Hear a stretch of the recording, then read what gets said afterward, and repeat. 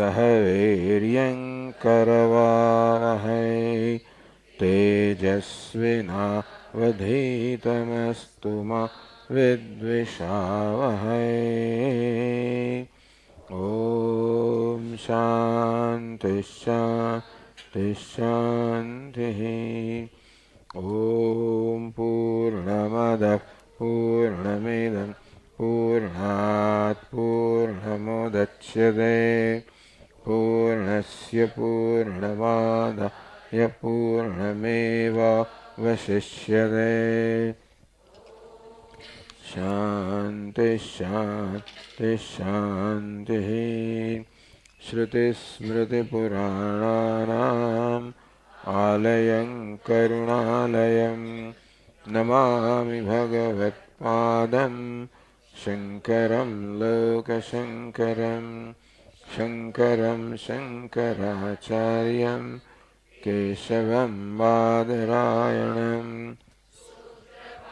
सुकृतौ वन्दे भगवन्तौ पुनः पुनः। ईश्वरो गुरुरात्मेति मूर्तिभेदविभागिने व्योमवद्व्याप्तदेहाय दक्षिणामूर्तये। अखण्डं सच्चिदानन्दम् अवाङ्मनसगोचरम् आत्मानमखिलाधारम् आश्रयेभीष्टसिद्धये। अर्थतोऽप्यद्वयानन्दान् अतीतद्वैतभानतः गुरूनाराध्यवेदान्त सारं वक्ष्ये यथामति।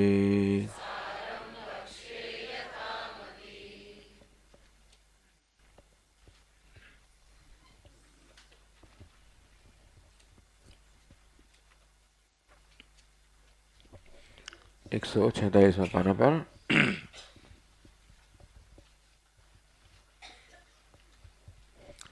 अमधिकारे जनन मरणादे संसारानलसंतप्तः प्रदीप्तशिराः जलराशिम् इव उपहारपाणिः श्रोत्रियं ब्रह्मनिष्ठं गुरुम् उपसृत्य तमनुसरते समित्पाणिश्रोत्रियं ब्रह्मनिष्ठम् इत्यादि श्रुतेः सह परमकृपया अध्यारोप अपवाद न्यायेन एनम् उपदिशते तस्मै स विद्वान् उपसन्नाय प्राह इत्यादि श्रुतेः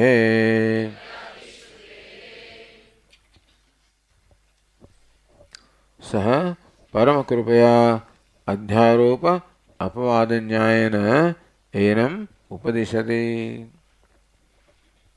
તો જ્યારે અધિકારી શિષ્ય ગુરુ સમીપ જાય, ગુરુજીનું શરણ સ્વીકારે ત્યારે એ ગુરુ પણ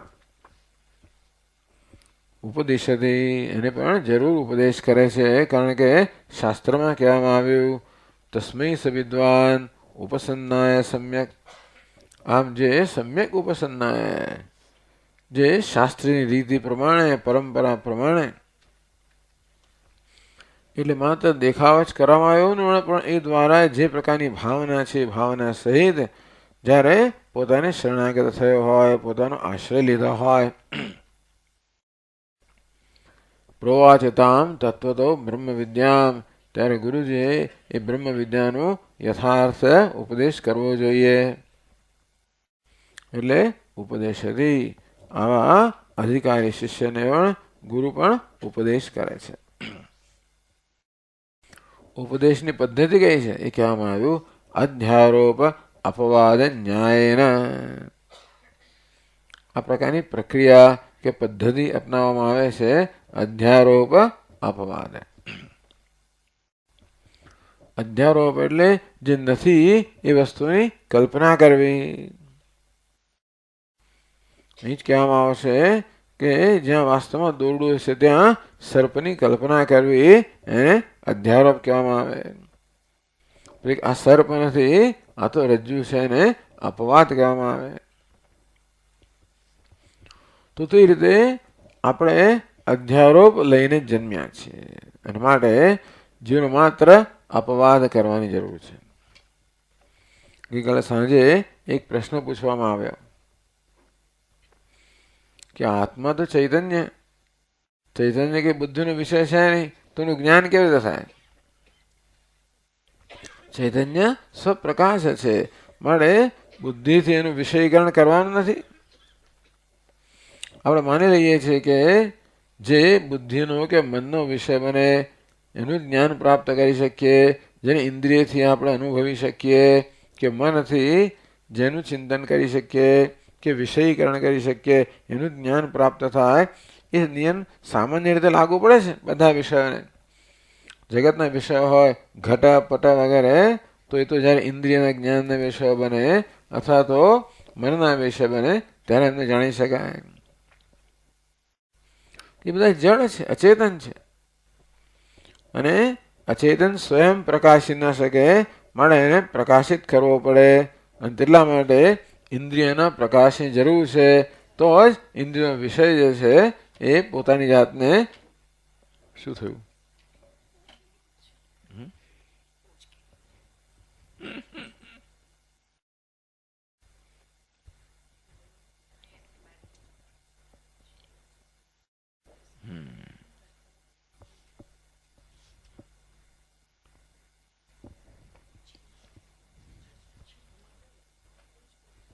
બસ હવે નથી કાંઈ.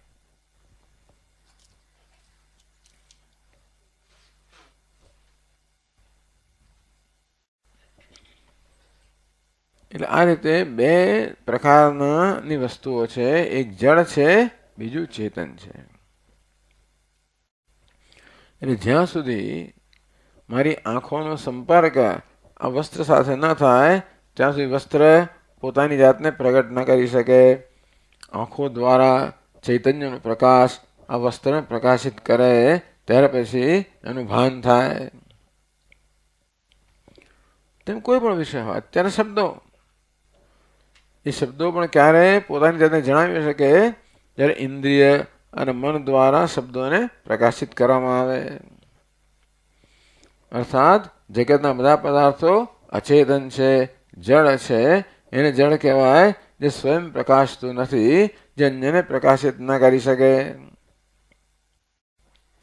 જેવી રીતે આ હોલમાં અંધારું થઈ જાય તો આપણને કશી વસ્તુ દેખાય નહીં. પણ એક દીવો હોય તો એને બીજા પ્રકાશની જરૂર ના પડે. તો એક દીવો છે જે કેવો છે? સ્વયં પ્રકાશ છે. બીજા ટેબલ ખુરશી વગેરે જે કેવા છે? એ સ્વયં પ્રકાશ નથી. એમને પ્રકાશિત કરવા માટે બહારના પ્રકાશની જરૂર પડે. તમે જગતના વિષયો છે એ સ્વયં પ્રકાશિત નથી, એને પ્રકાશિત કરવા બહારના એટલે ચૈતન્યના પ્રકાશની જરૂર પડે. ચૈતન્ય જ મનને ઉજાળે, મન ઇન્દ્રિયને ઉજાળે, ઇન્દ્રિયો વિષયોને ઉજાળે. એટલે આ વસ્તુનું જ્ઞાન થાય ત્યારે મારી ચક્ષુર ઇન્દ્રિય છે એ આ વસ્તુને ઉજાળે છે એમ કહી શકાય. તો જ વસ્તુનું જ્ઞાન થાય. મારું મન આ ચક્ષુર ઇન્દ્રિયને ઉજાળે છે અને ચૈતન્ય મનને ઉજાળે છે. આમ ચૈતન્યનો જ પ્રકાશ, એક જ વસ્તુ પ્રકાશમાન છે ચૈતન્ય. તો ચૈતન્યનો પ્રકાશ મનને ઉજાળે, મન ઇન્દ્રિયને ઉજાળે, ઇન્દ્રિય વિષયને ઉજાળે. આ પ્રકારની પ્રક્રિયા છે.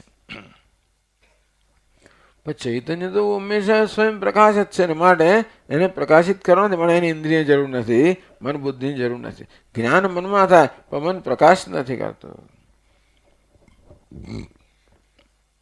તો હવે ચૈતન્ય પર અનેક પ્રકારનો અધ્યારોપ થાય છે. જે ગઈકાલે આપણે ચર્ચા કરી, આત્મા પર અધ્યારોપ થાય છે. હું કરતા છું, ભોગતા છું, હું અપૂર્ણ છું. પૂર્ણ આત્મા પર અપૂર્ણતાનો અધ્યારોપ થાય છે. અકર્તા આત્મા પર કર્તૃત્વનો અધ્યારોપ થાય છે. અભોગતા આત્મા પર ભોક્તૃત્વનો અધ્યારોપ થાય છે. કરવાપણું ક્યાં છે? મનમાં છે, કર્મેન્દ્રિયમાં છે કરવાપણું.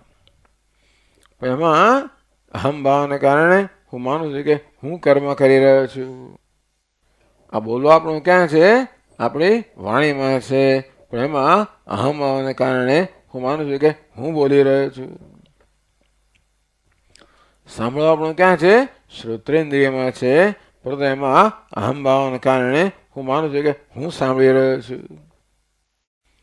બસ આ પ્રકારના ખ્યાલો, હું બોલી રહ્યો છું, હું સાંભળી રહ્યો છું, હું કરી રહ્યો છું, હું જાણી રહ્યો છું. આ બધા બુદ્ધિ, મન, ઇન્દ્રિયો વગેરેની પ્રવૃત્તિઓ છે, એનો આત્મા પર, ચૈતન્ય પર અધ્યારોપ કરીને આ પ્રકારના ખ્યાલ આપણે સેવીએ છીએ. એટલે ટૂંકમાં આપણે જન્મ્યા ત્યારથી જ આપણા વિશે અનેક પ્રકારના ખ્યાલ કે અભિપ્રાયો લઈને જન્મ્યા છે. મને એક ખ્યાલ સાચો નથી. એવો ખ્યાલ કેમ જન્મ્યા? જે આત્માનો ધર્મ નથી એવા અનાત્માનો ધર્મ છે, એનો આત્મા પર અધ્યારોપ થાય છે. જીવનમાં અધ્યારોપ છે, અને માટે એનો અપવાદ કે ભાઈ આ તું નથી, આ તું નથી, આ તું નથી, આ પ્રકારે અપવાદ દ્વારા ઉપદેશ કરવામાં આવે છે. તો હવે એ ચર્ચા આગળ ચલાવે છે. 149માં પાના પર સમજાવે છે. અધ્યારોપ અપવાદ ન્યાયના, અધ્યારોપ અને અપવાદના પ્રક્રિયાથી, પદ્ધતિથી. તો અધ્યારોપ અને અપવાદ શું છે? તો એ ગ્રંથકાર પોતે સમજાવે છે.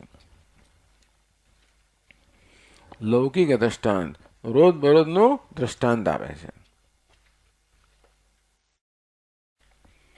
અસર્પભૂતાયામ રજ્જૌ સર્પારોપવત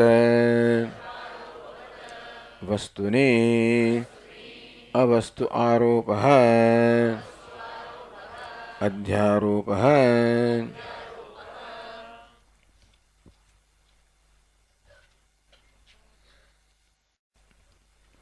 રજ્જૌ સર્પારોપ, રજ્જુ પર સર્પનો આરોપ કરવો, સર્પની કલ્પના કરવી, રજ્જુ વિશે આ સર્પ છે એવો ભ્રમ હોવો.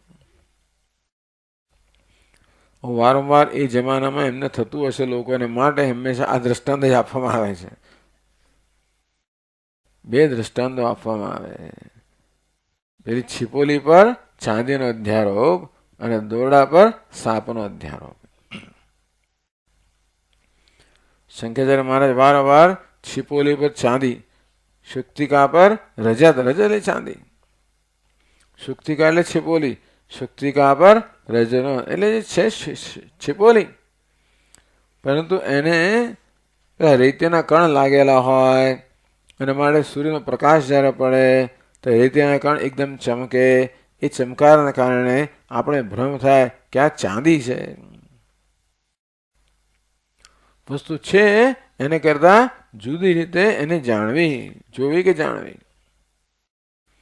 છે છીપોલી એને ચાંદી રૂપે જાણવી, અને કહેવાય અધ્યારોપ અથવા ભ્રમ અથવા મોહ અથવા અધ્યાસ અથવા અવિવેક. ઘણા શબ્દોનો પ્રયોગ થાય છે. અધ્યાસ એવા શબ્દનો પ્રયોગ થાય છે. શંકરાચાર્ય મહારાજે અધ્યાસ શબ્દનો પ્રયોગ કર્યો.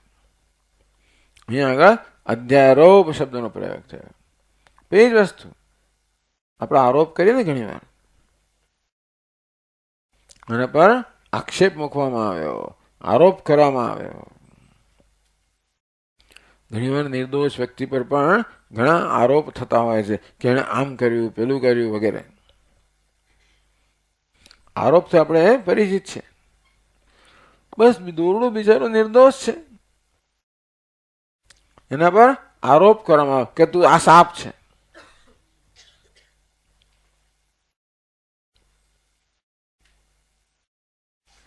એટલે આપણે કઈ આરોપ કરતા ને થઈ જતા હોય છે. જો ધોળા દિવસનો પ્રકાશ હોય તો આપણે કઈ દોરડાને સાપ માનવાના નથી, દોરડું દોરડું જ છે એવું આપણે જોઈ શકીશું.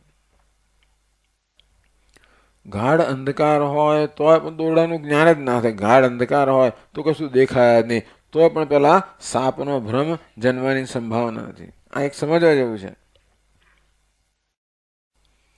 કે પૂરતો પ્રકાશ હોય અને તેથી આપણે દોરડાને દોરડા રૂપે જોઈ શકતા હોઈએ તો પછી ત્યાં ભૂલ થવાની કોઈ સંભાવના નથી. અને ગાઢ અંધકાર હોય, દોરડાને જોઈ જ ના શકીએ, તો ત્યારે પણ સાપની કે કોઈ ભૂલ થવાની સંભાવના નથી. એવું નિયમ નથી કે જ્યાં દોરડે ત્યાં સાપ જ દેખાય આપણને, એવું નથી આવતું. તો કોઈ વિશેષ સંજોગો ઊભા થાય, સવારનો ભળ ભાંખનો સમય કે સાંજનો સમય હોય, સંધ્યાનો, ત્યારે પૂરતો પ્રકાશ ન હોય, આપણે બગીચામાં ફરતા હોઈએ અને કોઈ કે ત્યાં એકાદ દોરડું કે કામ કરતા કરતા નાખ્યું હોય ટુકડો, આપણા મનમાં ભ્રમ જન્મી શકે આ સાપ છે, આપણે ભયભીત થઈ જઈએ.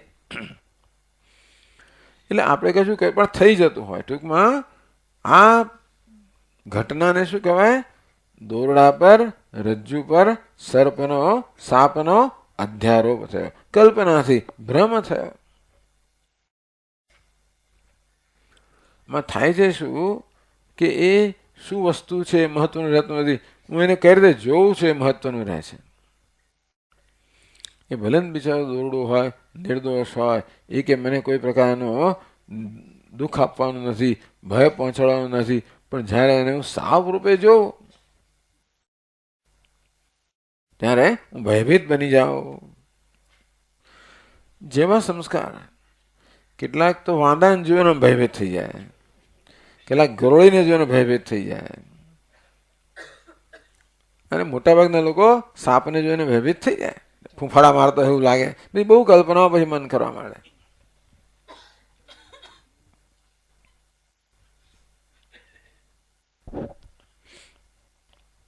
એટલે આપણામાં આવો ભય જન્મે, દ્વેષ જન્મે, ત્યાંથી પલાયન થઈ જવાની એક વૃત્તિ જન્મે.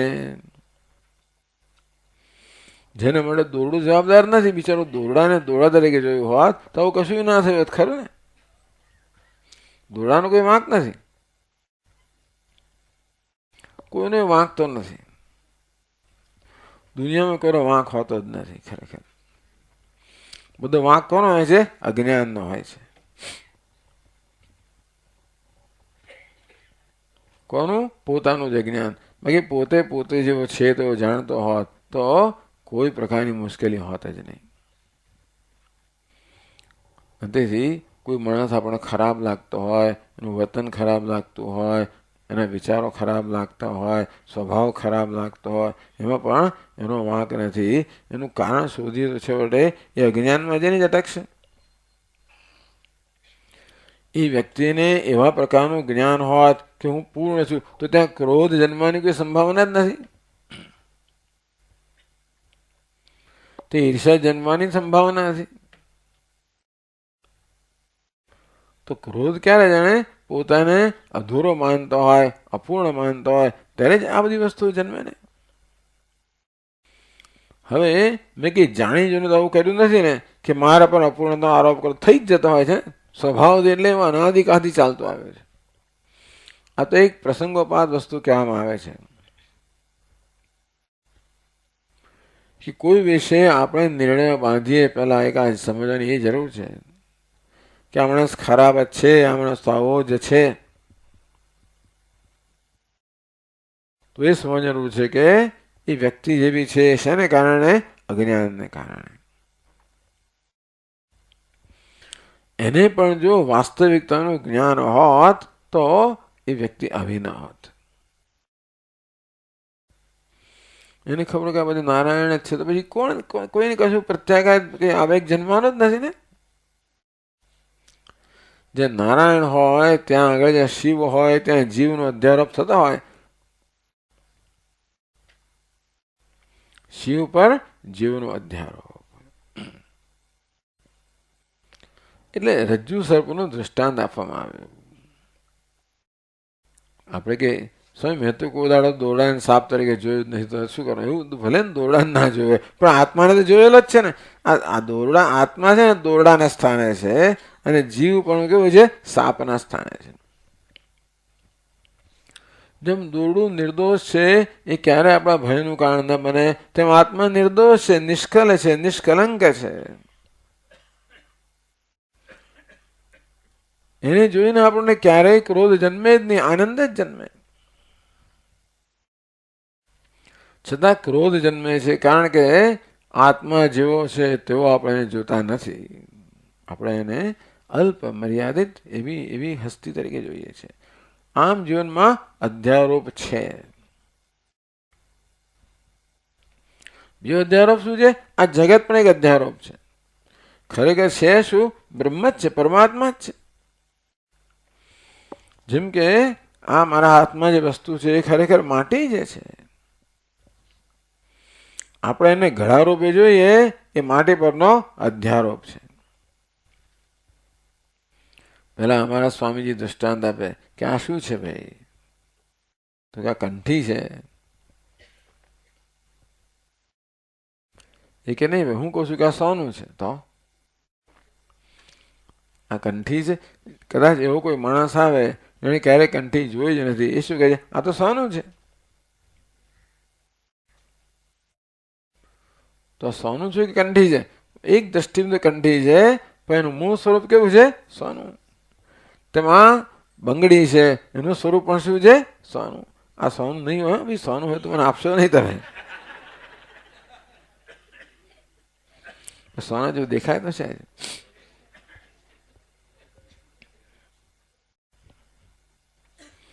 એટલે કે આ દ્રષ્ટિબિંદુનો સવાલ છે ને.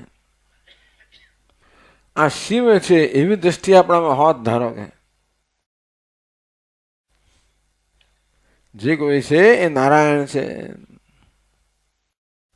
જચ કિંચિત જગત સર્વમ દૃશ્યતે શ્રૂયતે બેવા અંતર્બહિષ તત્સર્વમ વ્યાપ્ય નારાયણ સ્થિત. જગતમાં જે કંઈ દેખાય છે, જે સંભળાય છે, જે પ્રત્યક્ષ છે, જે પરોક્ષ છે, જે અહીં છે, જે બીજે છે, આ બધાને અંદર અને બહારથી વ્યાપ્ત કરીને નારાયણ રહેલો છે. આ હકીકત છે. પણ આપણને નારાયણને બદલે, શિવને બદલે બધા જીવો દેખાય છે. દેખાય છે ને સ્વામી, એમાં કંઈક નવી વસ્તુ દેખાય છે ને. છે આ કંઠી છે એ ના નથી, પછી ત્યાં શું છે? સોનું છે. એ સોનું પણ દેખાતું હોય અને કંઠી પણ દેખાતી હોય તો વાંધો નથી. પેલો અભિનેતા એ દેખાતો હોય અને ભિખારી પણ દેખાતો હોય તો વાંધો નથી. પણ નર્યો ભિખારી દેખાતો હોય અને નર્યો રાજા દેખાતો હોય, નર્યો પ્રધાન દેખાતો હોય તો તકલીફ ખરી. તો આપણને એમ કે રાજા જુદો છે ને પ્રધાન જુદો છે, ભિખારી જુદો છે. પણ આપણે જોઈએ કે એક જ અભિનેતા સર્વ વેશમાં છે. તેમ એક જ નારાયણ બધા વેશમાં છે, એક જ શિવ બધા વેશમાં છે. વાસ્તવમાં શું છે? માત્ર એક નારાયણ જ છે, શિવ જ છે. એ રીતે જોવાને બદલે આપણે એને જીવ રૂપે જોતા હોઈએ.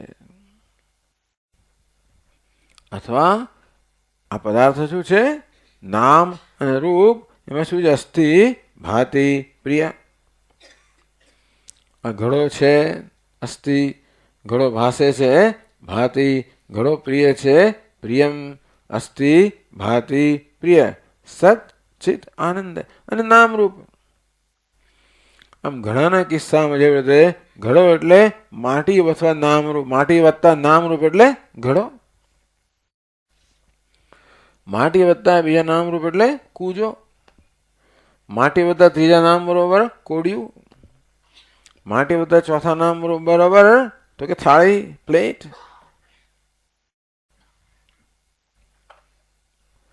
તેવી રીતે અસ્થિ ભાતિ પ્રિય વત્તા નામરૂપ બરોબર ટેબલ, અસ્થિ ભાતિ પ્રિય વત્તા બીજું નામરૂપ બરોબર ઘડિયાળ, ત્રીજું નામ બરોબર પુસ્તક. આ બધામાં પણ કોણ રહેલું છે? અસ્થિ ભાતિ પ્રિય. એ જો આપણે જોઈ શકતા હોત તો વાંધો નથી. એ કોણ છે? અભિનેતાના સ્થાને છે. આ નામરૂપ શું છે? વેશ છે.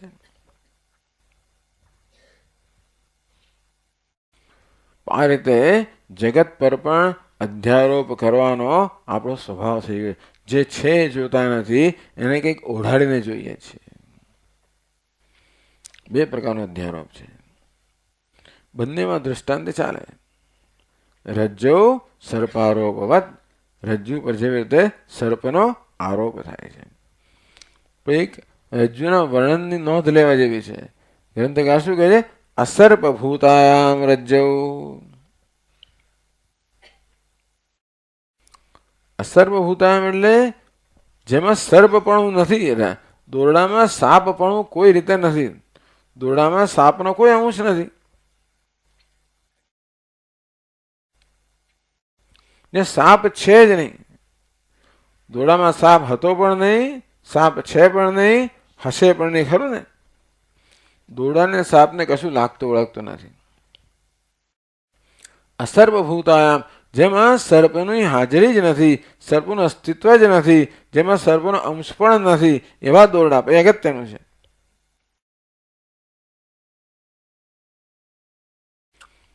સર્પારોપવત એટલે પણ સ્વામીજી કશું ના હોય તો કેવી રીતે આરો અધ્યારોપ થાય? કંઈક છે ખરી સમાનતા. દોરડાની લંબાઈ એવી છે ને કે સાપ જેવી લાગે. પેલું દોરડું બહુ જ મોટું દોરડું હોત ને તો કદાચ આપણને એમાં સાપની ના ભ્રમ થયા હોત. પણ એટલે સાપ જેવી લંબાઈ હોય. દોરડા પેલો વળાંક હોય છે. સાપમાં વળાંક હોય ને એવો વળાંક હોય. સાપ ચમકતો હોય ને દોરડું ઘણું ચમકતું હોય છે તો મંદ અંધકાર, પૂરતો પ્રકાશ નથી, એટલા માટે એ દોરડાને આપણે સાપ રૂપે જોઈએ છીએ. ત્યાં શું છે? અજ્ઞાન છે. કોનું અજ્ઞાન છે? આ જો દોરડાનું અજ્ઞાન.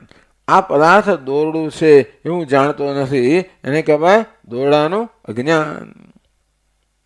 આ બધું આગળ સમજાવશે પાછળ. તો જીવનમાં અજ્ઞાનને કારણે અધ્યારોપ. કેમ? કારણ કે દોરડાને દોરડા રૂપે જોયું હોત તો પછી એમાં સર્પનો ભ્રમ થવાની સંભાવના નથી. પેલી છીપોલીને છીપોલી રૂપે જોઈ હોત તો ત્યાં ચાંદીનો ભ્રમ થવાની સંભાવના નથી. દોરડાને દોરડા રૂપે જાણતા નથી. આ દોરડું છે એવું મને જ્ઞાન નથી. એને શું કહેવાય? અજ્ઞાન. કોનું અજ્ઞાન?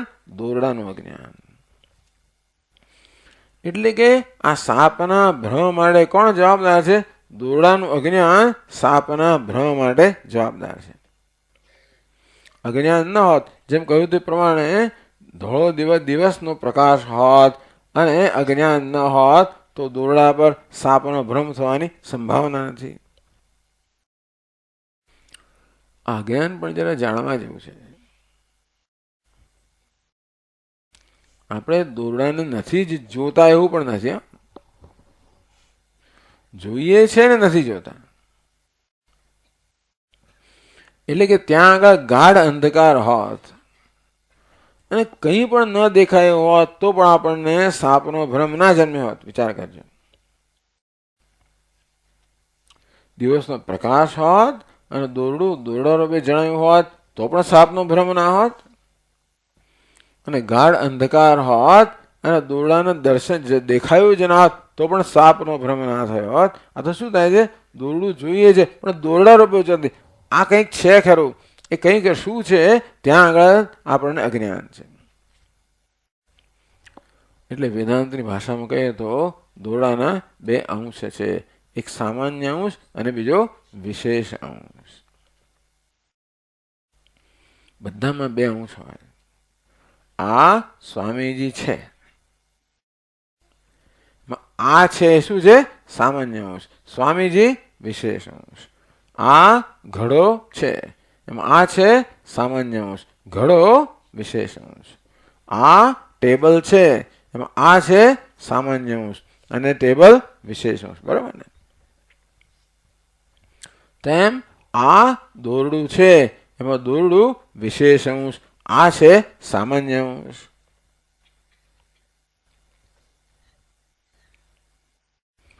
હવે એક બહુ વિલક્ષણ વસ્તુ બને છે અહીંયા. પેલા સાંજના મંદ અંધકારમાં આપણે જ્યારે દોરડું જોઈએ છે ત્યારે કંઈક છે એવો તો ભાસ થાય છે. આ છે એ પ્રકારનું જ્ઞાન થાય છે આપણને. એટલે કે દોરડાના સામાન્ય અંશનું જ્ઞાન આપણને છે, પણ દોરડું છે એ વિશેષ અંશનું જ્ઞાન નથી. આ દોરડું છે એવું જોયું હોત તો આ છે સામાન્ય અંશનું અને દોરડું વિશેષ અંશનું બંને જ્ઞાન થયું હોત. એટલે કે દિવસના પ્રકાશમાં આ દોરડું છે એ પ્રકાર આપણે જોયું તો આ છે સામાન્ય અંશ અને દોરડું વિશેષ અંશ, આ બંનેનું જ્ઞાન થયું હોત તો ત્યાં સર્પનો ભ્રમ ના થાત. ગાઢ અંધકાર હોત અને કશું ના દેખાયું હોત તો આ છે એવું પણ નથી દેખાતું અને દોરડું દેખાતું નથી, સામાન્ય અંશ પણ દેખાતો નથી, વિશેષ અંશ પણ દેખાતો નથી. એટલા માટે દિવસના પ્રકાશમાં જ્યાં આપણને દોરડું સ્પષ્ટ દેખાય ત્યાં પણ ભ્રમ નથી. રાત્રિના અંધકારમાં જો દોરડું દેખાતું જ નથી ત્યાં પણ ભ્રમ નથી. પરંતુ મંદ અંધકારમાં જ્યાં દોરડાનો સામાન્ય અંશ જણાય છે આ છે અને વિશેષ અંશ આ દોરડું છે એ દોરડા પણ દેખાતું નથી, ત્યાં આગળ અધ્યારોપ થાય. શેના પર અધ્યારોપ? પેલા વિશેષ અંશ પર અધ્યારોપ થાય. એટલે દોરડાપણાના બદલે સાપપણાનો.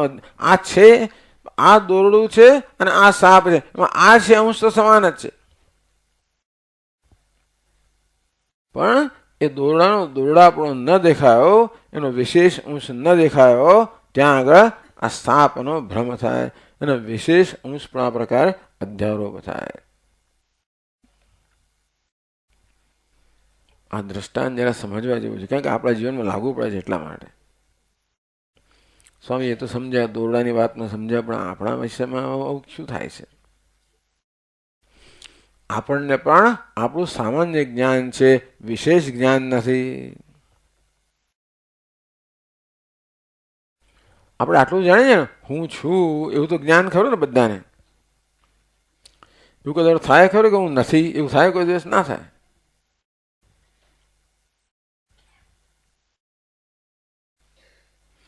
ગમે તેટલું તમે પ્રયત્ન કરો ને, ગમે તેટલા વલખા પણ હું નથી એવી જાતનું ક્યારે પણ જ્ઞાન થઈ જ ના છે. કે પેલો વલખા મારનાર તો છે જ ને. આપણે સતત જ્ઞાન છે હું છું, હું ભાસું છું, હું પ્રિય છું. અહમ અસ્મિ સદા ભામી કદાચિન્નાહમ પ્રિય. આપણને બધાને આટલી સભાનતા છે કે હું છું. ક્યાંથી નક્કી કર્યું હું છું? ધારો કે આપણે બહારથી આવ્યા હોય અને બેલ લગાડીએ અને બહાર એકદમ ગાઢ અંધકાર છે, હાથ પણ દેખાતો નથી, એટલો બધો ગાઢો અંધકાર છે. અંદર તે પૂછે કોણ છે? હું છું. આ અંધારામાં હું છું એ કેવી રીતે નક્કી કર્યું તમે? પછી કોણ છે? હું છું. જરા જોવા દે, મને અડકવા દે. હું છું કે નહીં એની ખાતરી કરવાની જરૂર ખરી?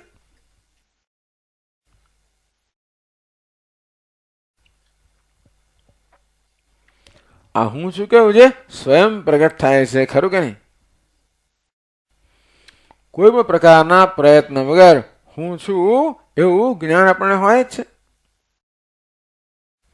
એવું ક્યારે હોય? એ હું હંમેશા અનુભવનો વિષય છે. હું પ્રકાશ રહ્યો છું, હું છું, હું પ્રકાશું છું, ભાસું છું.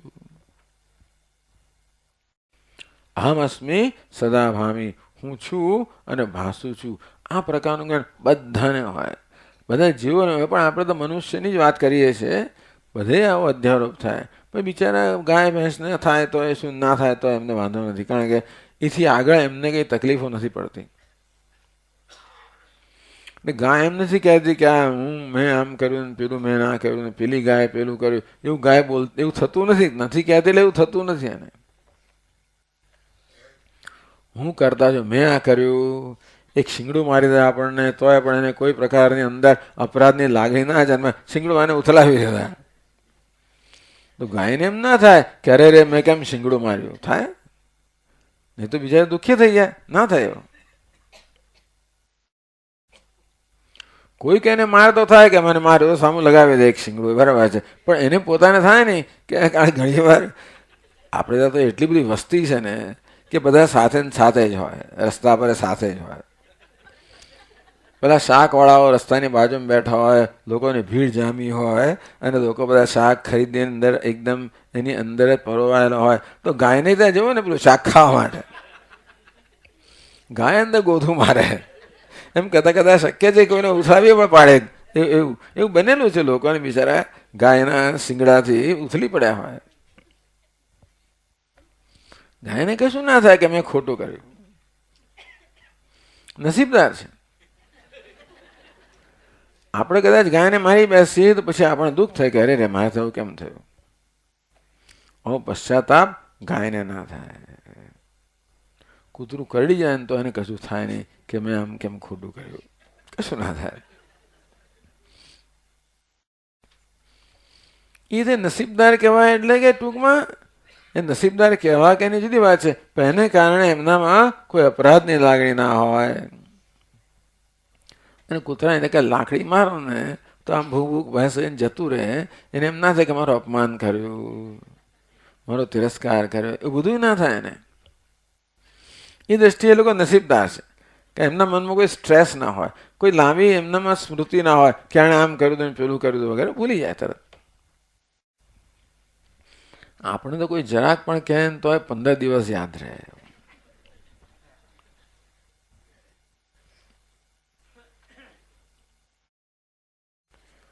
પણ આટલું જ્ઞાન તો બધાને હોય છે. એ મેં કહ્યું પ્રકાર પશુઓ પણ આ જ કક્ષા, એમને પણ અધ્યારોપ હોય જ છે. પણ અધ્યારોપથી આગળ કશું થતું, બીજો અધ્યારોપ, આપણે તો અધ્યારોપ ઉપર અધ્યારોપ કરતા હોઈએ છીએ, એને કારણે તકલીફ હોય છે. અધ્યારોપ તો બધે છે, પણ મુશ્કેલી કોને છે? માત્ર મનુષ્યને જ છે. તો સ્વામીજી બીજા જન્મમાં હું ભેંસ થઈને જ જમવાનું પસંદ કરીશ. ઘણા માણસો એટલા ત્રાસી જતા હોય છે જીવનથી કે એના કહેતા આ લોકો કેટલા સારા, જો કોઈ ચિંતા નથી સ્વામીજી. આપણે ઓફિસમાં આખો દિવસ કામ કરીએ, સાહેબના ઘાંટા સાંભળીએ અને બીજા લોકોને પણ કેટલી બધી માથાકૂટ કરીને ઘેર કેટલા ટેન્શનમાં આવીએ. પેલી ભેંસને કોઈ ટેન્શન નથી. સવારની બેઠી છે ખાડામાં કાદવમાં, સાંજ સુધી બેઠેલી જ હોય, કોઈ ટેન્શન નથી. આપણે ઈર્ષા આવે ઘણી વાર એ લોકોની. ઈર્ષા કરવા જેવું છે નહીં. કરો તોય શું, જે છે એ તો છે જ. પણ આટલું જ્ઞાન તો બધાને છે. હું છું, હું ભાસું છું. અને ત્રીજી વસ્તુ પણ છે, હું સદા મને પ્રિય છું.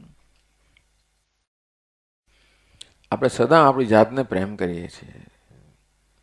ના સ્વામીજી, હું તો બીજાને પ્રેમ કરું છું. ત્યાં સુધી પ્રેમ કરી જ્યાં સુધી એ અનુકૂળ હોય ત્યાં સુધી. આપણો પ્રેમ કોઈની પ્રત્યે ક્યાં સુધી હોય? એ અનુકૂળ હોય ત્યાં સુધી, ઉપકારક હોય ત્યાં સુધી. આપણો ઉપકાર કરનારું હોય, અનુકૂળ હોય, ખુશ રાખતું હોય. ટૂંકમાં જે મને મારા વિશે સારું લગાડતું હોય, મારા વખાણ કરે એટલે મને સારું લાગે, હા હું કંઈક છું, તો મને ગમે. એટલે કોઈને પ્રેમ ક્યાં સુધી કરીએ? જ્યાં સુધી આવી રીતે સારું લગાડે, ખુશ રાખે, ઉપકાર કરે, સેવા કરે, અનુકૂળ હોય. ટૂંકમાં બધાની અનુકૂળતાની વ્યાખ્યા જુદી હોય. કોઈ કહે એમ કે સેવા ના કરે તો અનુકૂળ છે, એ પણ અનુકૂળ જોઈએ. ટૂંકમાં અનુકૂળતાની જે વ્યાખ્યા હોય તે ખરી.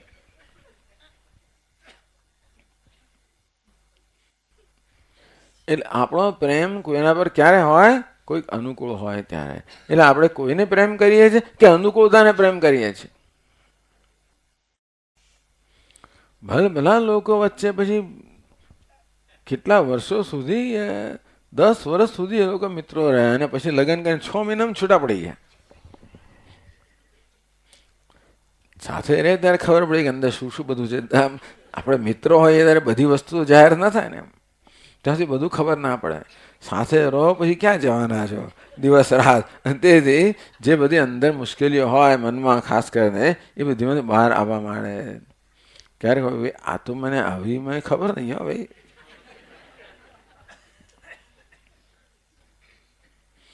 આપણે તો હિન્દુસ્તાનમાં બીજો કોઈ વિકલ્પ નથી, એટલે આપણે તો ચલાયા રાખીએ. આપણે પશ્ચિમના દેશમાં વિકલ્પ છે ત્યાં બહુ લાંબુ ના ચલાવે, બીજે કારણ પછી એવું ચાલ્યા કરે. એટલે એનો એ ઉકેલ નથી. છૂટા થઈ જવું એ પણ ઉકેલ તો નથી, પણ ચાલો પકડી જ રાખવું ને સહન કર્યા જ કરો. એના કરતા મગર સહન કરવાનો પ્રકાર બદલાય, બીજું કાંઈ નહીં. દુઃખનો પ્રકાર બદલાય.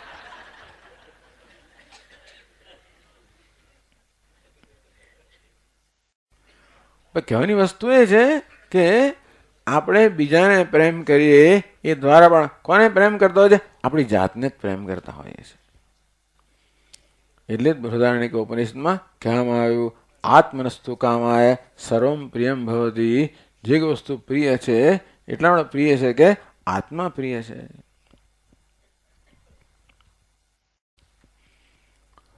તેથી હું જયારે દુનિયાને પ્રેમ કરતો ત્યારે એ દ્વારા મારી જાતને, આપણે અરીસાને પ્રેમ કેમ કરીએ કે અરીસામાં આપણો ચહેરો દેખાય. એટલે અરીસા માટે પ્રેમ ક્યાં છે? પેલો ચહેરો દેખાય છે એટલા માટે. એ જ અરીસો ધારો કે ચહેરો દેખાવાનો બંધ કર્યો તો બાજુ મૂકી દઉં એને, ખરું કે નહીં? તો વાંકો ચૂકો દેખાડે, ધારો કે તૂટી ગયો હોય ને તો પણ મને ના ગમે.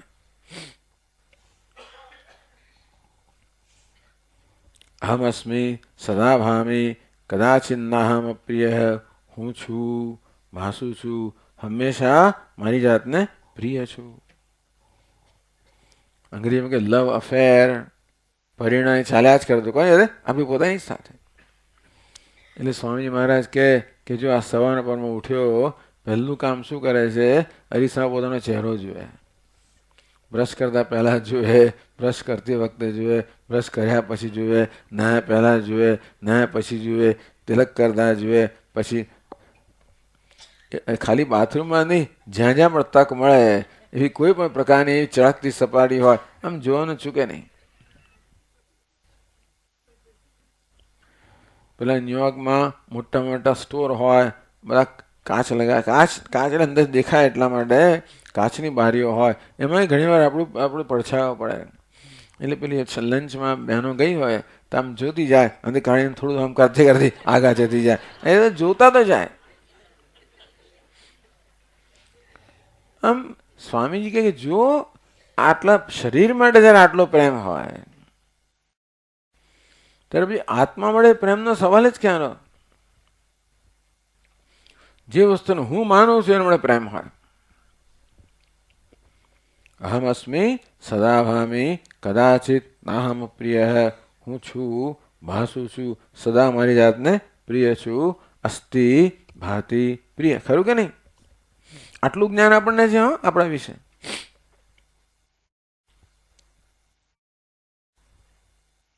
એને શું કહેવાય? સામાન્ય જ્ઞાન. બધાને પોતાના વિશે, આત્મા વિશે સામાન્ય જ્ઞાન છે. જો પેલા દોરડાની વાત કરી તો આ છે એ સામાન્ય જ્ઞાન છે, દોરડું વિશેષ જ્ઞાન છે. બરાબર ને?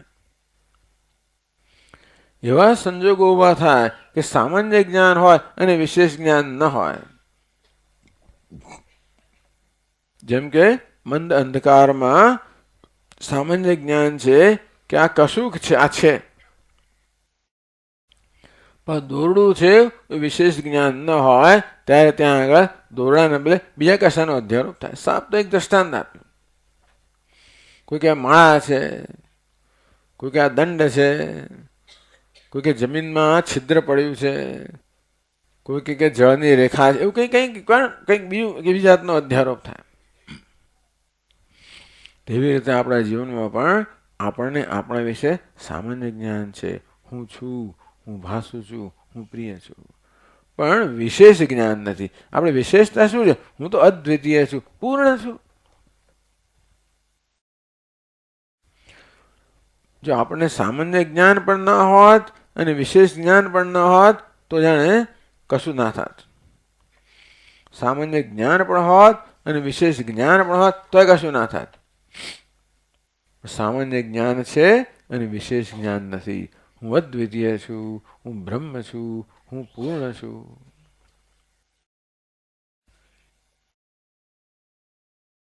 ભગવાન કે સર્વ ક્ષેત્રેષુ, ભગવાન કે બધા જ ક્ષેત્રમાં હું જ રહેલો છું. હું સર્વનો આત્મા છું. એ જ્ઞાન નથી કે મારો આત્મા નારાયણ છે. વિશેષ જ્ઞાન ત્યાં અધ્યારોપની સ્થિતિ ઊભી થઈ. બે જણને દુનિયામાં તકલીફ નથી. એ કોણ છે? જે ગાઢ નિદ્રામાં છે. ગાઢ નિદ્રામાં હોય ને ત્યારે આપણને આપણી સભાનતા હોતી નથી, એટલે ત્યારે સામાન્ય જ્ઞાન પણ હોતું નથી અને ત્યારે કોઈ અધ્યારોપ નથી. ગાઢ નિદ્રામાં ઊંઘતા ત્યારે કોઈ તકલીફ નથી, આપણે મુક્ત હોઈએ છીએ, ત્યારે કોઈ અધ્યારોપ થતો નથી. ત્યારે હું સુખી છું, દુઃખી છું, કરતા ભોગતા આ કોઈ અપૂર્ણ છું, અધૂરો છું વગેરે કોઈ પ્રકારનો અધ્યારોપ થતો નથી. એટલે ઊંઘમાં શું હોય છે? નિરાંત હોય છે. અને બીજા કોને ના હોય? જે જ્ઞાની પુરુષ હોય, જે જાણતો હોય કે હું સચ્ચિદાનંદ છું, એને સામાન્ય પણ જ્ઞાન છે અને વિશેષ જ્ઞાન પણ છે. આ બે જણને કોઈ તકલીફ નથી. બાકી બધા જાગનારા અને સ્વપ્નમાં જે છે આ બધાને તકલીફ છે. સામાન્ય જ્ઞાન છે, વિશેષ જ્ઞાન નથી. અસર્વભૂતાયામ રજ્જૌ સર્પારોપવત, જેમાં સર્પનું નામ નિશાન નથી એવા દોરડા પર જેવી રીતે સર્પનો અધ્યારોપ થાય છે. ક્યારે થાય? સામાન્ય જ્ઞાન હોય અને વિશેષ જ્ઞાન ન હોય. તેવી રીતે વસ્તુની અવસ્તુ આરોપ, તેવી રીતે આત્મા પર અનાત્માનો આરોપ થાય. આપણે વિશેષ જ્ઞાન નથી ધરાવતા એટલે શું થાય છે? આરોપ થાય છે. આ બુદ્ધિનો સ્વભાવ છે આરોપ કરવો. Judgemental, don't be judgemental. કોઈને પર આક્ષેપ ના કરશો, આરોપ ના કરશો, છાપ ના લગાવશો. સ્વામી આ તો આવો જ છે. અને શું કહેવાય? આરોપ કર્યો કહેવાય. અર્થાત એના વિશે એક નિર્ણય બાંધી લીધો. તેવી રીતે આપણે આપણા વિશે અનેક બધા નિર્ણયો ધરાવતા હોઈએ છીએ, આપણા પર આરોપ કરતા હોઈએ છીએ. બસ આ જ આપણી સમસ્યા છે, બીજી કઈ તકલીફ જ નથી આપણને. મનુષ્ય માટે બધા દુઃખનું એક જ કારણ વેદાંત શાસ્ત્ર બતાવે છે. શું છે? અધ્યારોપ. કોના પર? પોતાના પર છે. એમાં પોતાનો સામાન્ય વસ્તુ જાણીએ છીએ. હું છું, ભાસું છું, પ્રિય છું, અસ્તિ ભાતિ પ્રિય, એ તો હું જાણું છું.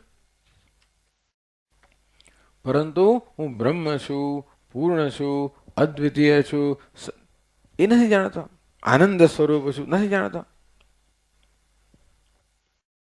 એ અંશ પર અધ્યારોપ થાય. આનંદને બદલે દુઃખનો અધ્યારોપ થાય, પૂર્ણને બદલે અપૂર્ણનો અધ્યારોપ થાય, અદ્વિતીયને બદલે દ્વૈતનો અધ્યારોપ થાય,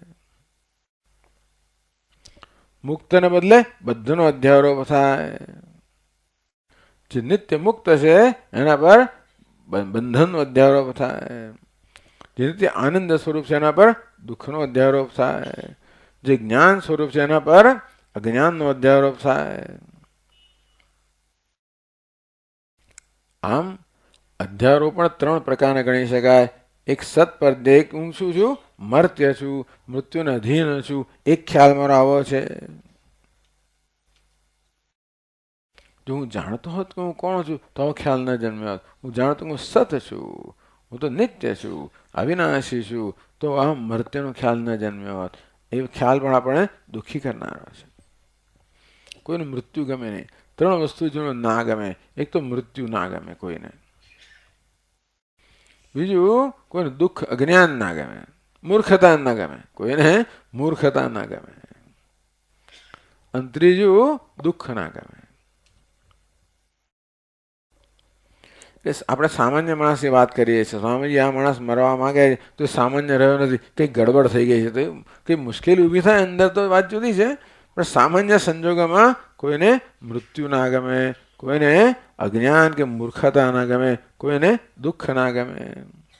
કે મૂર્ખ છું હંમેશા આપણે કહેતા હોય હું કે મૂર્ખ છે. આપણે જેને મૂર્ખ કહીએ પણ એવું નથી માનતો કે મૂર્ખ છું. ગાડાની હોસ્પિટલની અંદર બધા ગાડાઓ ભેગા થાય ને, એક નવો ગાડો ત્યાં આગળ આવ્યો.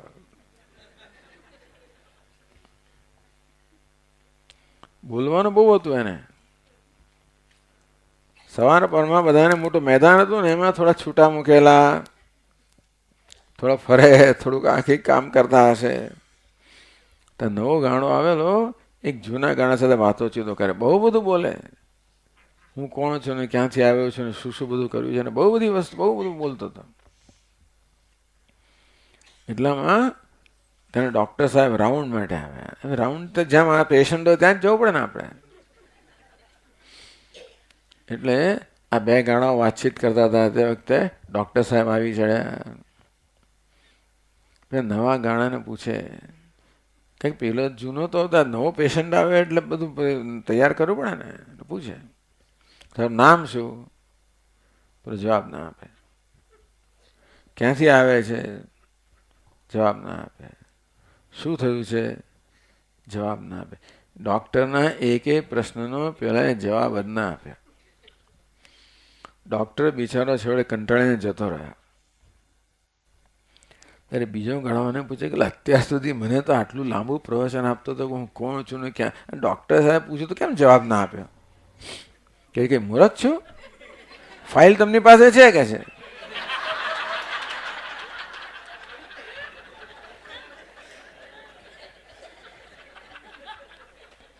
એટલે આપણે જેને મૂર્ખ માનીએ એ પણ પોતે મૂર્ખ છે એવું સ્વીકારવા એવું ગમે નહીં કોઈને. આમ જીવનમાં આ ત્રણ વસ્તુનો આપણો વિરોધ છે. મૃત્યુનો વિરોધ હોય એટલે પછી વૃદ્ધાવસ્થાનો વિરોધ હોય, એટલે પછી વ્યાધિનો પણ વિરોધ. આ બધા એના દૂતો છે ને. વૃદ્ધાવસ્થા એ મૃત્યુનું દૂતની દૂત છે, વ્યાધિ પણ મૃત્યુની દૂત છે.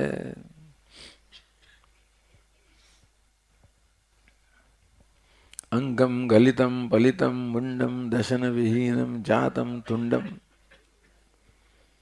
આ બધાને આપણે આવું ના કે આપણું આવું ચિત્ર ગમે નહીં. આમ ચિત્ર ફોટો પાડો તો હું બરાબર આમ ટટ્ટાર જ ઉભો રહું.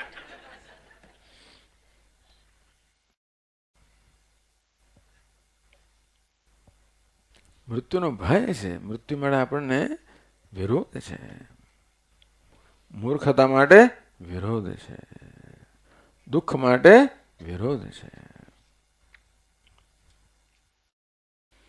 કમનસીબે જ્યારે જ્યારે મારા વિશે વિચાર કરું ત્યારે હું તો કેવું છું, મર્દ છું, મૃત્યુને અધીન છું. કેટલી અમે વર્ષગાંઠ ઉજવી. શું કામ લોકો વર્ષગાંઠ ઉજવતા હશે ભગવાન જાણે. હેપી બર્થડે, વાત તો બરાબર છે. શું પરાક્રમ કર્યું.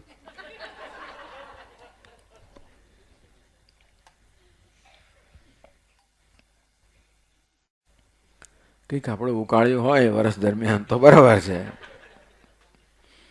પણ આટલા વર્ષો પસાર થયા, બીજું એક પસાર થયું. ખરેખર તો આપણે શોક મનાવવો જોઈએ કે અરે એક વર્ષ જતું રહ્યું.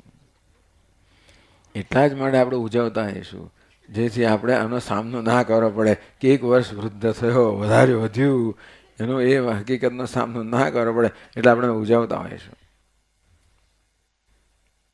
ગમે નહીં આપણને.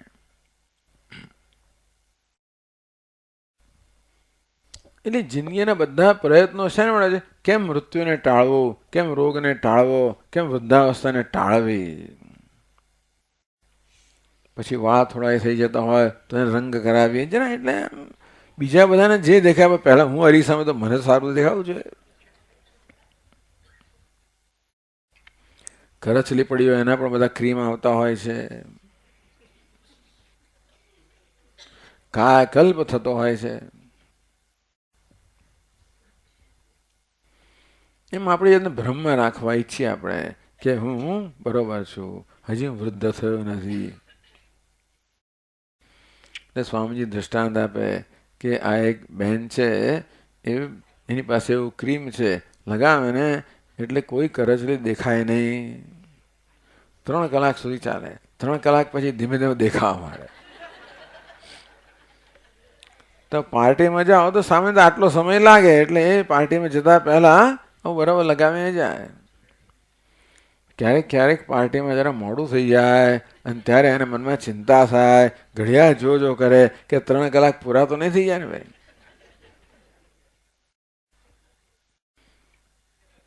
કે તમે કરચલી છુપાવી શકો, પણ મને કરચલી છે એ જ્ઞાનને છુપાવી ના શકાય, એની સભાનતાને છુપાવી ના શકાય.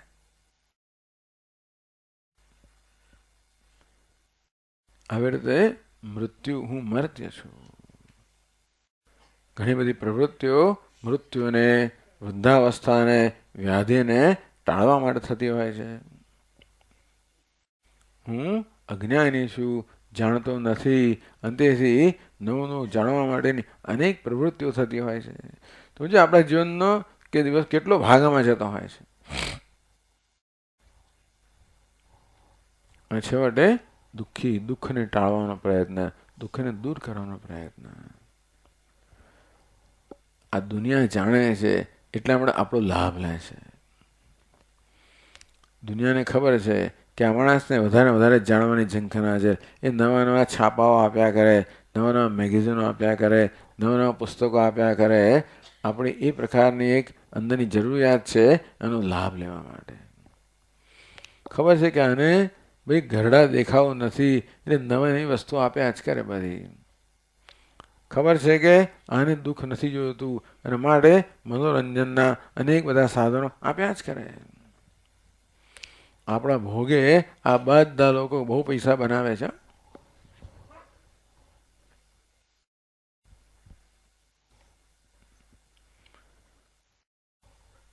બસ આપણું જીવન છે. કેમ મૃત્યુને ટાળવું, કેમ અજ્ઞાનને ટાળવું, કેમ દુઃખને ટાળવું. એટલે એની પાછળ મૃત્યુને ટાળવા પડે અમરતા માટે પ્રેમ છે, દુઃખને ટાળવા પાછળ સુખ માટે પ્રેમ છે, અજ્ઞાનને ટાળવા પાછળ જ્ઞાન માટેનો પ્રેમ છે. આપણે જ્ઞાન માટે, સુખ માટે, અમરતા માટે સ્વાભાવિક પ્રેમ લઈને જન્મેલા છીએ, અને એ જ વસ્તુ જીવનમાં ઈચ્છીએ છીએ. એના માટેના જ બધા પ્રયત્નો, આખું જીવન એને માટે જ હોય છે ને. જન્મ મરણાદિ સંસારાનલ સંતપ્ત, એમાં તો જન્મના જન્મ નીકળી ગયા.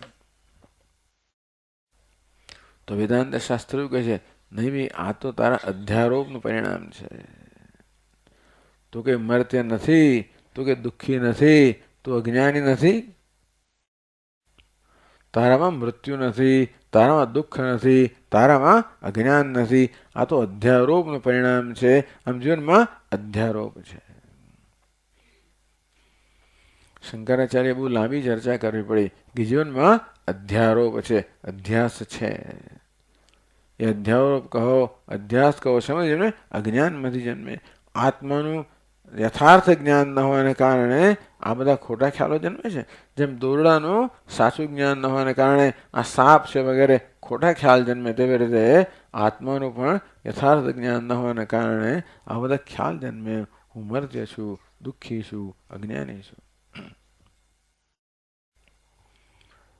અને આપણા બધા પ્રયત્નો આ મૃત્યુને, દુઃખને, અજ્ઞાનને ટાળવા માટેના હોય છે. જે પ્રયત્નો ક્યારેય પૂરા ન થાય. જેવી રીતે 10મો છોકરો ગમે તેટલા ફાંફા મારતો હોય, 10માને શોધી શકે ના શોધી શકે. પેલી ગઈકાલે કંઠની વાત કરે ને, કંઠમાં માળા હોય, કે લાંબી આખી કથા કહી એના માટે કે આ સ્ત્રી છે, ઘરમાં બહુ કામ કરનારી છે, નવી નવી માળા એના પતિ લાવી આપી છે, સોનાની, બહુ કિંમતી છે, અને બહુ આમ ગર્વથી પહેરે. પાછું જરા થોડો દેખાડો એ કરે, એટલે આસપાસના લોકોને થોડીક ઈર્ષ્યા પણ આવે. એકવાર એને એમ કે મેં ક્યાંક માળા મૂકી દીધી છે, કંઈક કામ કરવું હશે ને એટલા માળા એને બાજુ મૂકી દીધી છે એવું એને લાગ્યું અને કામે ચડી ગઈ. ઘણો સમય પસાર થઈ ગયો અને એ ભૂલી જ ગઈ કે ભાઈ માળા, એને એમ કે માળા મેં કાઢીને મૂકી છે. કામ પૂરું થયું, માળા પહેરવાનો સમય આવ્યો ત્યારે ચારે બાજુ માળા જોવા લાગી. અરે રે, મારી માળા ક્યાં ગઈ ક્યાં ગઈ? ઉંદર તો ખેંચી નથી ગયા ને? ઉંદર ખેંચીને દરમાં નથી ગયા? જરા જુઓ એના પતિને પછી કામે લગાડ્યો. પેલા એ બધા ઉંદરને દર ખોદવા માંડ્યા, એમ કહેતા કે આખું ઘર ખોદી નાખ્યું તો માળા મળી નહીં. બૂમ થઈ ગઈ, આસપાસ લોકો ભેગા થઈ ગયા, પડોશણો ભેગી થઈ ગઈ. કેટલીક બિચારે બહુ દુઃખ લગાડે કે અરે રે આની મણા ગઈ. બીજા બહાર દુઃખ લીખાડે પણ અંદરથી ખુશ થાય કે એ જ લાગણી હતી. આ તો કથા વાંચી તમને કહું છું. જોયું માળા કેવી દેખાડીને ફરતી હતી, કેવી હાલત થઈ ગઈ ને. હવે જો આવું તો ચાલ્યા કરતું હતું. બિચારી આ સ્ત્રી બહુ દુઃખી છે. એટલામાં એની સાસુ બહારથી આવી, એની બરોબર તીક્ષ્ણ નજર છે સાસુની. પૂછ્યું કે શું થયું, શેની આ બધી માથા, શું કે ચાલી રહ્યું છે અહીંયા આગળ? તો કે જો એની માળા ખોવાઈ ગઈ છે, ક્યાં મૂકી છે ખબર નથી પડતી, કોઈ લઈ ગયું લાગે છે, ચોરાઈ ગયું એવું લાગે છે. એની સાસુને તરત નજર પડી, તારી જરા સાડી આડી કર, જો માળા તો ત્યાં જ છે. પ્રાપ્તસ્ય પ્રાપ્તિ. તેમ આપણે પણ ખોવાઈ ગયું, સુખ ખોવાઈ ગયું, અમરતા ખોવાઈ ગઈ, જ્ઞાન ખોવાઈ ગયું, એમાં એને શોધતા ફરીએ છીએ. 10મો ખોવાઈ ગયો, એને શોધતા ફરીએ. તેવી રીતે આ સચ્ચિદાનંદ ખોવાઈ ગયો, એને શોધતા ફરીએ છીએ. એટલે ગુરુજીની નજર બરોબર હોય કે અરે તું જરા ખોલ તો ખરો, ઘૂંઘટ કાપટ ખોલ, પેલું આવરણ છે જરા દૂર કર, તો શું દેખાય છે? તો જે પિયા મિલે, તને ખ્યાલ થશે કે તું જે શોધી રહ્યો છે તે તું જ છે. આમ આપણે અધ્યારોપ કરીએ છીએ કે અમરતા ખોવાઈ ગઈ છે, જ્ઞાન ખોવાઈ ગયું છે, સુખ ખોવાઈ ગયું છે અને સતત એની શોધમાં છીએ. જે શોધનો જન્મથી અંત આવતો નથી. ત્યારે આપણને વેદાંત શાસ્ત્ર કે ગુરુજી કહે કે તું જેને શોધી રહ્યો છે તે તો તું જ છે. જુનાગઢમાં એક જણાએ સૂત્ર આપ્યું, જે ગોતે એ પોતે. જે ગોતે એ પોતે. એટલે એટલા માટે આ રીતે ઉપદેશ આપે. શું થાય આમાં? અધ્યારોપનો અપવાદ કરવામાં આવે કે તારા પર તે આરોપ કર્યો છે, અધ્યારોપ કે હું દુઃખી છું, મર્ત્ય છું, અજ્ઞાની છું, એનો અપવાદ કરે કે આ દુઃખ, મૃત્યુ, અજ્ઞાન એ શું છે? એ તો ભ્રમ છે, એ તારું વાસ્તવિક સ્વરૂપ નથી. અધ્યારોપ અપવાદ ન્યાય. આમ અધ્યારોપ અને અપરાધની પદ્ધતિથી આપણને આ ઉપદેશ કરવામાં આવે છે.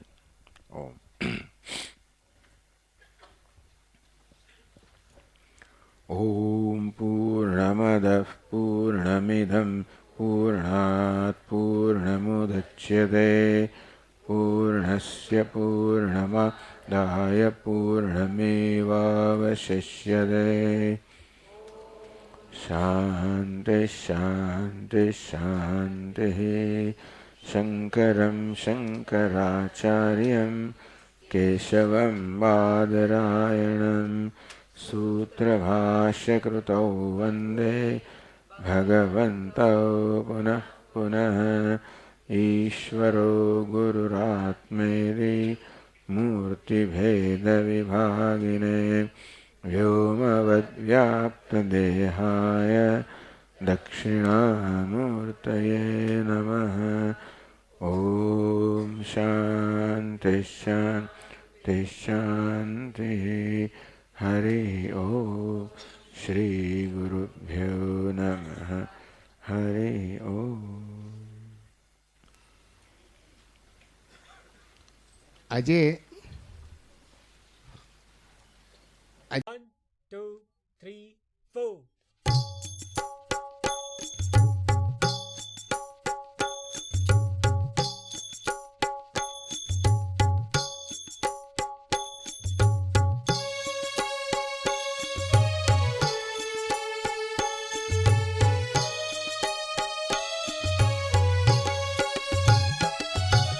सद्गुरु ब्रह्म सनातन है, सद्गुरु ब्रह्म सनातन है, सद्गुरु ब्रह्म सनातन है, सद्गुरु ब्रह्म सनातन है, परम दया घन पावन है, परम दया घन पावन है, परम दया घन पावन है, परम दया घन पावन है, सद्गुरु ब्रह्म सनातन है, सद्गुरु ब्रह्म सनातन है, परम दया घन पावन है, परम दया घन पावन है, जन्मज दुख विनाशन है, जन्मज दुख विनाशन है, जन्मज दुख विनाशन है, जन्मज दुख विनाशन है, पतितोद्धारण कारण है, पतितो धारण कारण है, पतितोद्धारण कारण है, पतितो धारण कारण है, राधे कृष्ण जनार्दन है, राधे कृष्ण जनार्दन है, राधे कृष्ण जनार्दन है, राधे कृष्ण जनार्दन है, भव भय जलधि कारण है, भय जलधि कारण है, भव भय जलधि कारण है, भव भय जलधि कारण है, सद्गुरु ब्रह्म सनातन है, सद्गुरु ब्रह्म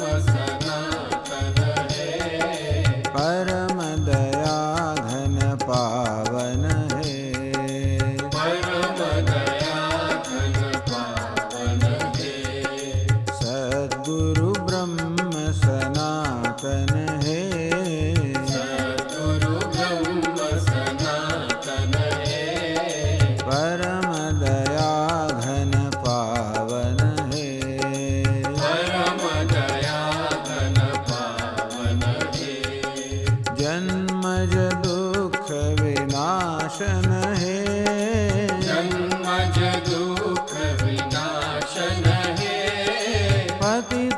पतितोद्धारण कारण है, पतितो धारण कारण है, राधे कृष्ण जनार्दन है, राधे कृष्ण जनार्दन है, भव भय जलधि कारण है, भव भय जलधि कारण है, सद्गुरु ब्रह्म सनातन